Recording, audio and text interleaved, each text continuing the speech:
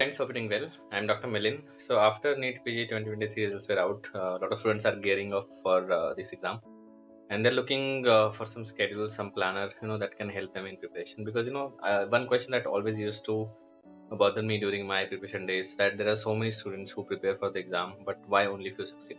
And one of the reason is a lot of students they fail to plan properly for the exam, and their the schedule, their plan is very haphazard, and because of that they lose the track. So whatever I'm sharing with you is my experience of last 4 to 5 years of I have seen, I have like myself have followed this kind of plan, this kind of schedules. I have seen a lot of my colleagues, my juniors, following their plans, and this is all integration of all those tips and tricks. So I hope this video help you. So first, as I say that, whatever plan or whatever dream that you have, you have to first write it down. You have to make it look like a plan, and then you have to follow it. So you have to imagine your future, and then you have to start creating it.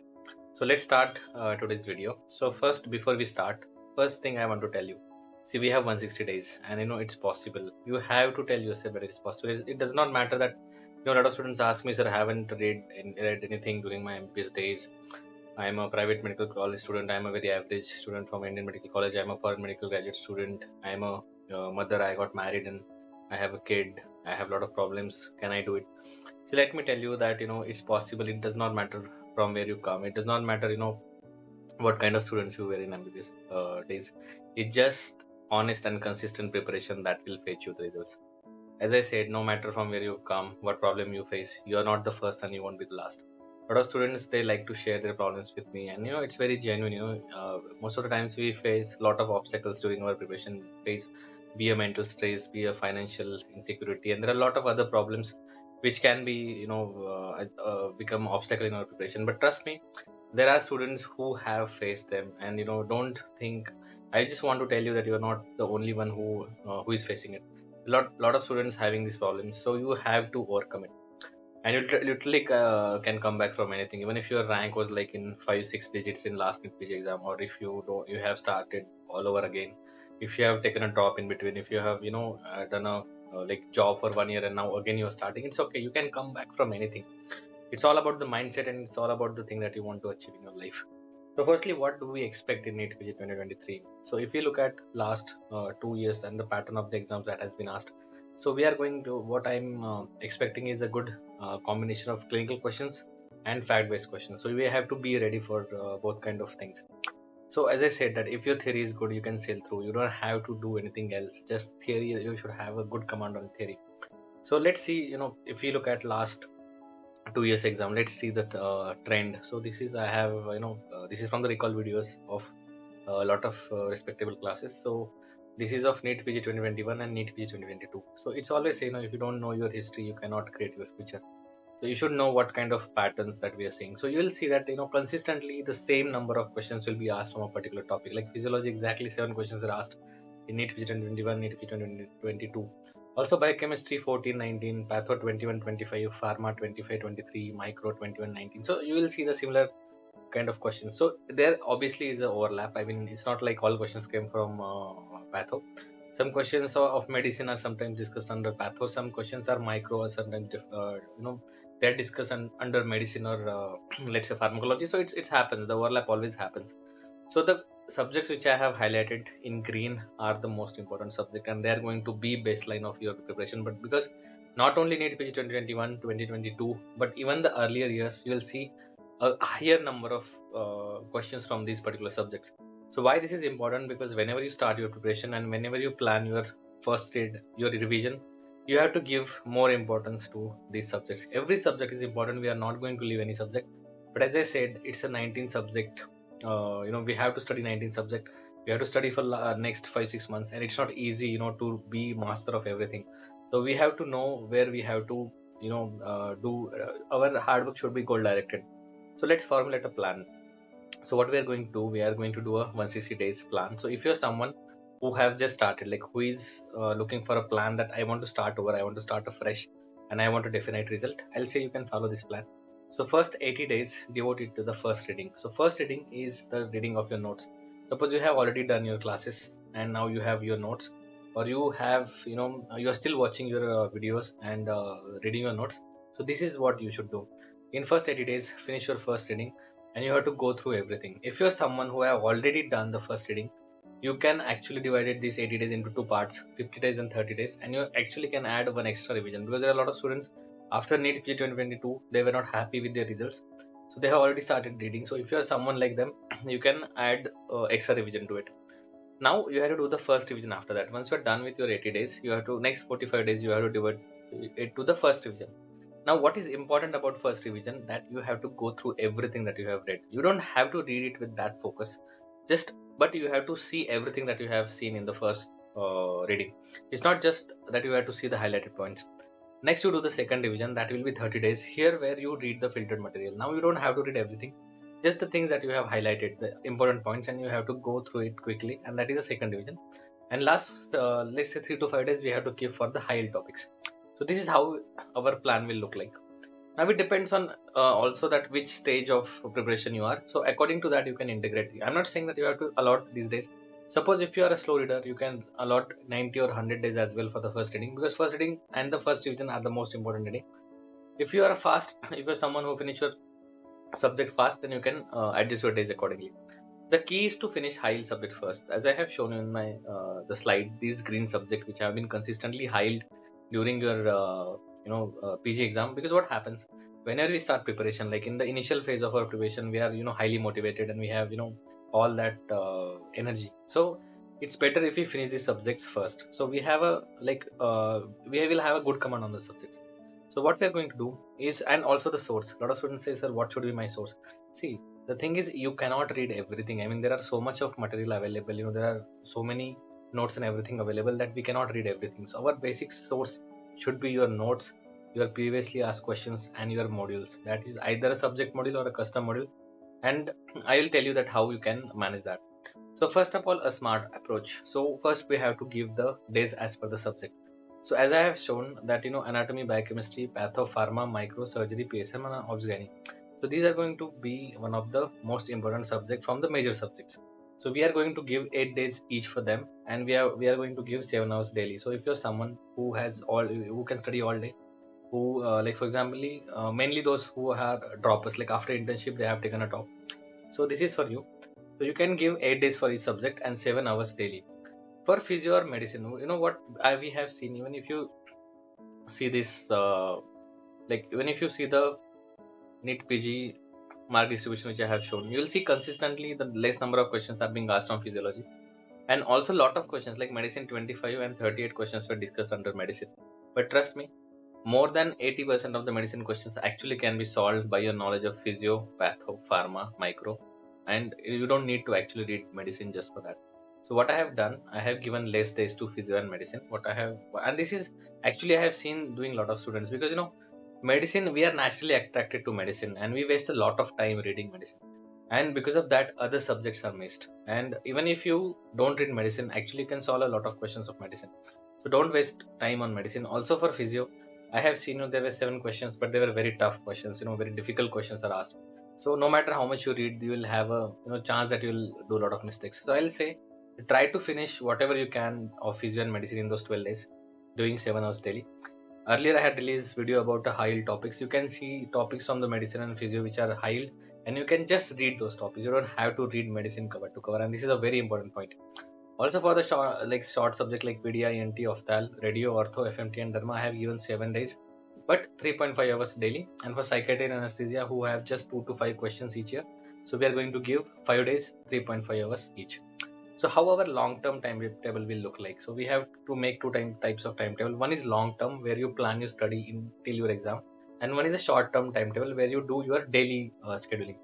So first, in a short-term and a long-term timetable, we will plan our first reading. So as you can see that if we start today till our 80 days, so you can adjust the schedule as per the stage of your preparation. So what we are going to do, we are going to finish the subject in this order, and these are again a most important subject. So you start with patho, pharma, microsurgery, obs-gynae, biochemistry, anatomy, and PSM. So these are important subjects, and you can see these are high subject. And at the end, we will read medicine and physio. So if you allot 8 days each, so still you will have reserve days, like from 11th of December to 14th of December. So these 4 days will be reserved days, because sometimes you'll be, sometimes you will not feel like studying. It's not like every day you will be studying so much. Sometimes also there are grantees that we have to give in between, and there are some other things that happen, so they can delay the your schedule. So that is why we have kept these four reserve days. So these are total 80 days in state. So once you start from today, so by 14th of December you will finish your first of reading. So how you are going to combine this, I'll show you in the next slide. So let's see this slide first. So this is what you are going to do for the daily. So this is your daily schedule. So once you start your day at 7 o'clock, so first from 7 to 10 in the morning, finish your major subject. So that will be, for example, like your patho, which is a high yield subject. After that, read the shorter subject like dharma from 20 to 12 hours, because we have to give 7 hours daily for a major subject and around 3.5 hours for a minor subject. So subject like some student will say, sir, why not to read like 7 to 12 patho? One of my teacher used to say that the best way to not get bored is to change the subject. Sometimes students say, sir, I will study 7 to 10 and then I'll watch YouTube or I'll watch some video, I'll take a break. See, I think that is again a waste of time and that will take you away from your studies. Instead, if you change the subject, so it will actually keep your brain engaged, so it will not get bored, because monotonous study is also very hazardous. So that is why you should start with your patho, then read 2 hours of dharma, then have your lunch, take your time like 1 hour of lunch, and then you start. After lunch sometimes we feel dizzy, we feel sleepy, so actually you can solve mcqs, because mcqs are very engaging. And what I have whenever I have talked to a lot of students, and even in my experience, sometimes reading theory after lunch can be, you want to doze off, you want to sleep, so it's better that you solve mcqs, so you stay awake and you are alert. And for mcq you don't need to be focused for all the time, like for theory you need to focus about everything, but mcq is like you can be focused for a particular mcq, and then you have to go for another mcq and you have to think in a different manner. Then after your mcqs you can again study 2 hours of patho between 2:30 to 4:30. So around 4:30, because you have been studying since morning, you can take a small nap, and I will say don't skip this nap. Even if you can't sleep, just lie down and close your eyes. Don't use mobile phone. Don't waste this time. If you feel that I will be wasting time and I'll sleep early, no, because see, even the post your evening session is also important, because you have to again read with the focus. So it's very important that your eyes and your brain should take a rest. You can take a walk in the park, or you can have snacks in that time as well. So once you get up again, you start with your major subject, that is patho, then do a short subject like dharma, then have your dinner, and before sleeping again you can do 1.5 hours of your mcqs. So I will advise like 70 to 75 mcqs in each session. Even 50 to 75 mcqs are acceptable with explanation. So in a day you can do around 100 to 150 mcqs with explanation. A lot of students ask me, sir, is it necessary to do explanation? Yes, you should not miss the explanation. So this is how you should divide your day, and this will give you around 12 to 14 hours of study every day. So if you're someone who is doing internship or duty, so then you will have to do a lot of extra hard work. See, the thing is, if you want to get into early, because a lot of students are sitting at home and studying, so you have to compete with them. So you'll have to start early from 6 a.m. to 8, do a major subject, then 8 to 9 get ready, and you will have to travel to your work. Between your duty time, like whenever you get time, at least try to read short subject, like read small chapters from the short subject, do mcqs, do pyqs, and do custom modules. So you have to stay in touch with your studies. Once you get back from your duty, take a small nap, and then start over again, read your major subject and read your small subject. So even here you can actually, instead of reading dharma, if you feel that you want to finish your major subject first, so instead of dharma you can read your patho as well. I still advise combining two subjects actually give up, because dharma you'll finish faster. So that will also give you a sense of accomplishment, because patho it will take time for finishing. So you'll feel like I'm reading for so long but my subject is not finished. So always this adding small subjects to a big subject, it gives a sense of completion, that I have, till the time you finish your major subject, you will finish your two small subjects. So when you are done with this all, you have already finished three subjects. So that is a sense of accomplishment you get, and you can do mcqs at the end of the day. So it depends on what you want. But if you're not getting at all any time during your posting, so I'll advise at the end of the day, just keep 1 hour for mcq, spend rest of the time for theory, because theory will be the main thing for you guys. So then we come to the again the long term schedule. So if you make a daily schedule like this, then you will have to add your subjects in this order, like pathopharma, like we have allotted 8 days each, and you make a timetable which I have shown you like this for the next 80 days. And at the end, last 12 days you should give for medicine and physio and whatever you can read. And and along with that, you'll combine these subjects with these short subjects. So make a schedule in that way, which I have shown you in the next slide. So you can combine this major subject with the short subject, so you can make the schedule like this. Now again, uh, coming to the next, what I want to tell you about is grant test. So a lot of students ask me, sir, how many grant tests should I give? because in this schedule, where should I adjust my grand test? So here I will advise that if you're someone who is starting, see, there is no point in giving a lot of grand tests if your theory is not sound. MCQ is always should take a back seat. MCQ should not be the front line of your preparation. Theory should be the basis of your preparation. So first, try to give a grand test like once after your 1 month of reading is done. So see, if you finish here, let's say here, so you would have finished, the four major subject plus around 5 to 6 of a short subject. So around 10 subjects you would have finished by the 1 month. Let's say even 8 to 10 subjects, I'll say. So when you have a command on 8 to 10 subject, when you have read well these 10 subjects, you will get a good result in grand test one, and that is actually will boost your confidence. But if you give your grand test even after finishing like 1 2 subjects because you are not prepared, that will actually further depress you. Then once you are done with the 2 months, you give another grand test, and here you have almost finished your subject, your portion. So here you will get even a more confidence that I am doing better, I am performing better than what I was, and definitely this will boost your confidence in a much better way. I have also, see, if you allow the days which I have given you, you will have around reserved 20 days where you will have free 3.5 hours each day, and you will have around 4 days where you will have 7 hours free each day. So here you can actually give grand test. In these hours you can actually analyze. So what you do, whenever you give a grand test, so I will say, don't analyze it in a single go. Don't analyze grand test in a single day. Try to analyze it over a week. Like, if you are giving 200 questions of grand test, so try to analyze like 25 50 questions daily, so you will not get bored, and you will get maximum benefit out of your grand test. So try to analyze grand test in this order. Now, once you start your revision, so if you follow this plan, from 15th of December, you'll start your first revision. Here you give GT every 15 days. So we have allotted around 45 days for the first revision. So you'll give here 3 grand tests. After that, you give GT every 15 months in the last month. So here, in total, you will give around 7 to 8 grand tests, and that is more than enough. And the lesser grand test you give, the better you can analyze, and the better will be your results, and you will not get depressed. But a lot of students, I have seen countless students who get literally depressed by the results in their grand test. And trust me, guys, including me, all of us, we got our best rank in our real exam. Such kind of rank, even we did not get it in our real exam as well. And most of your friends who have got a good rank, you can relate it to that. Last 5 days, we are going to keep it for the charts, mnemonics, and mugging up the data. So this is the overview of the schedule that you have to do, and I hope this video and this schedule will make sense to you. Lastly, keep it simple, just your notes. Don't do too many things. PYQs, custom subject module for a difficult subject. Like, don't do the whole Q bank. It's really a waste of time. I will say it again and again, no matter what people say, no matter who says what. Q bank is always a waste of time. If your theory is not well, there is no point of solving so many MCQs.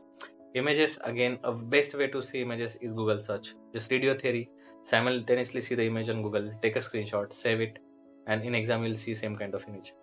When the intensity of an exercise is increased, the amount of exercise must be reduced. That is what Arthur James said. So why I have put this line is, you don't have to read so much. You don't have to read everything all the time. What you have to do is you have to adjust your reading accordingly. Success in a competitive exam is nothing but what we repeatedly do with honesty and consistency. It's an habit. So I just want to tell you, you have to make reading your habit. You have to make hard work your habit. The initial days will be difficult. When you start reading, trust me, it will be very difficult for you to start over again and read and sit in the library. But trust me, you have to do it until the time it becomes your habit, and I'm sure you'll be successful in this journey. I'll release a video shortly about important points that you have to consider during your preparation. I hope this video makes some sense and will help you in your preparation. And in these next 160 days, I'll be along with you in this journey. So guys, I wish you all the best and take care.